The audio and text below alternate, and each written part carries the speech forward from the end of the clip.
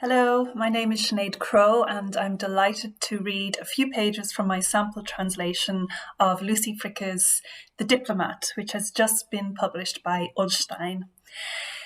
The Diplomat is Lucy Fricke's follow-up to her best-selling novel Daughters, and it centres on Fred, who is a woman in her mid-40s who, having worked her way up through the German diplomatic service, has just been appointed ambassador to Uruguay.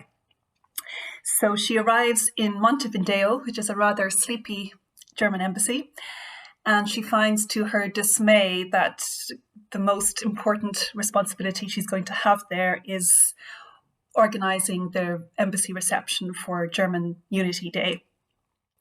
So I'm going to read from the second chapter where preparations for the reception are underway. I'd chosen this career because I'd wanted to do something meaningful. And now I'd spent a solid hour discussing grilled meat and bratwurst. Just over the border, there was this German butcher. Folks here went nuts for his sausages. In fact, they only came to our receptions because of the sausages. Under no circumstances could I omit the sausages.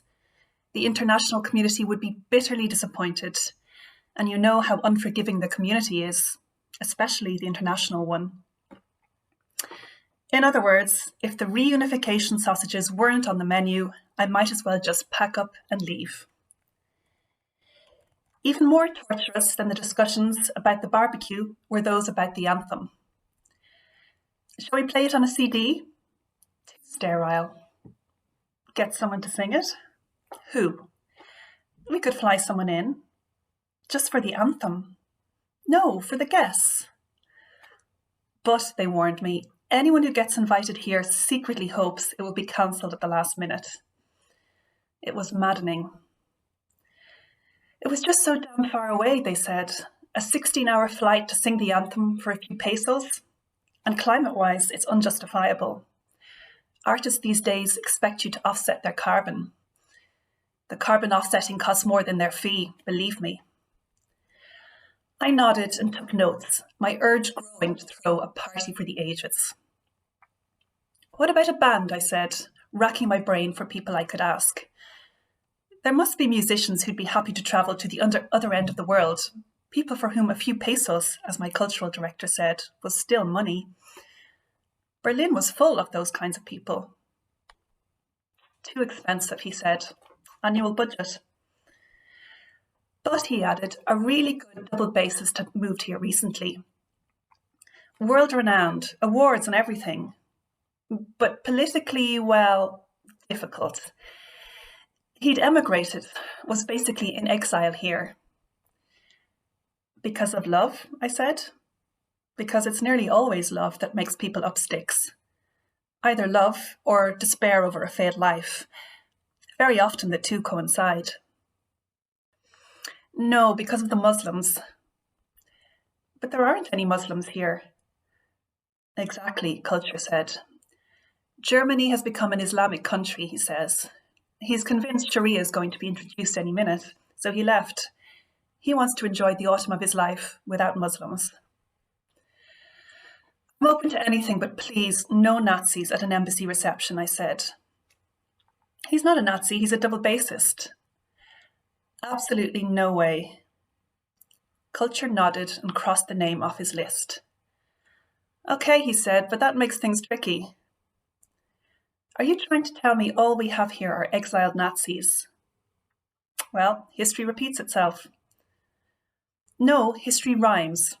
Everything comes back a bit different than before, but nothing is repeated. Whatever you say. Culture stared out the window.